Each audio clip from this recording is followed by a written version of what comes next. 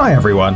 When we're in the cinema or at home watching movies, we usually have to go through the opening with the logo of the film studio first. These logos have a very interesting story behind them, but almost no one has ever thought about how they were made. For example, do you know what mountain the Paramount logo is depicting? How many stars surround it? Why are they there? Or what's with the Walt Disney Castle? Why is the boy fishing on the DreamWorks logo? Are you intrigued already? Then get yourself comfortable while we show you the history of the most famous studio logos. Let's get it on. DreamWorks. One day back in 1994, three brilliant people got together. Director Steven Spielberg, Disney director Jeffrey Katzenberg, and music producer David Geffen. They decided to create a new film studio that's now known as DreamWorks. We associate the company's name with the fishing boy of the logo. Yeah, the one sitting on the moon. But the original idea was actually slightly different. They were originally looking for a computer-generated image of a man fishing from the moon. But visual effects artist Dennis Muren, who was then working along with Spielberg, insisted on making the logo by hand. And so they asked illustrator Robert Hunt to draw it. Hunt was called in to execute the final image on which the motion version was based. It took Hunt 3 months to complete the final motion logo with the boy fishing from the moon. Spielberg loved this version and decided to use it for his new company. By the way, the moon boy is William Hunt, the son of the illustrator. Paramount Pictures.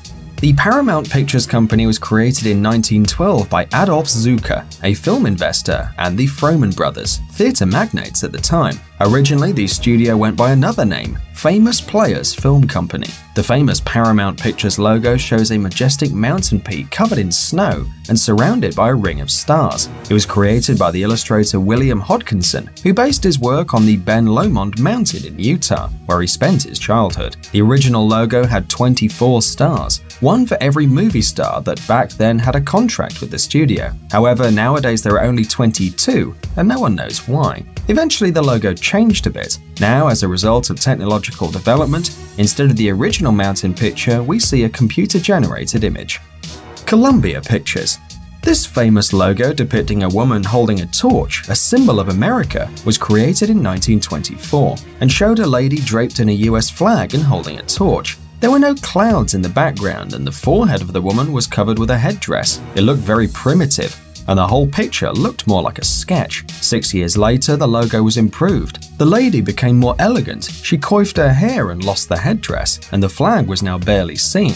The font was now different, the letters got bigger, and the writing was now behind the girl. But the most important thing was that the empty background was now filled with clouds, and the torch was no longer flickering and blinking, but glowing smoothly instead. In the next few years, the logo was slightly changed, and the word pictures was added.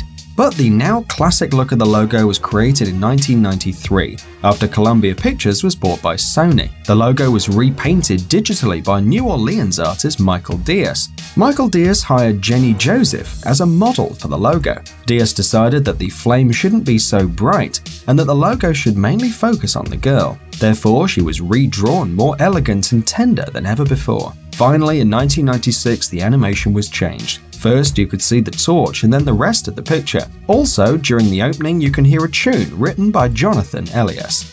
Metro-Goldwyn-Mayer. In 1924, American lyricist Howard Dietz created a logo for the Goldwyn Pictures depicting Leo the lion roaring. That's how the lion story started. Over the years, at least 7 lions interpreted Leo.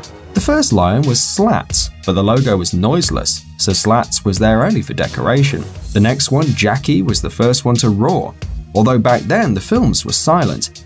The roar was recorded with the special equipment, and in each cinema there was a phonograph placed behind the screen to reproduce the sound during the opening. Then there were 2 others, Telly and Coffee, but we don't know much about them. Then there was Tanner, famous for its perfect mane. And finally, in 1957, the studio shot the logo featuring its most famous lion, the one we all know from our childhood. He is called Leo, and he's the one we still see on the logo.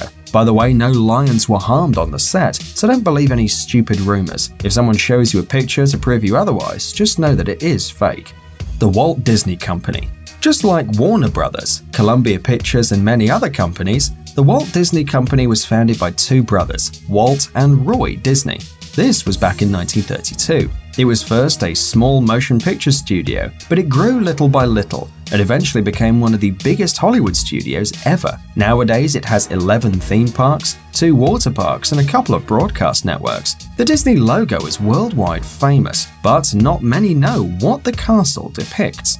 The castle is actually called Neuschwanstein or New Swanstone Castle, and it is a 19th century Romanesque revival palace in southwest Bavaria in Germany. It was the prototype for the logo. Besides, it was the prototype for the Sleeping Beauty themed castle in the Disneyland park in Paris. But the logo looked like this until 2006.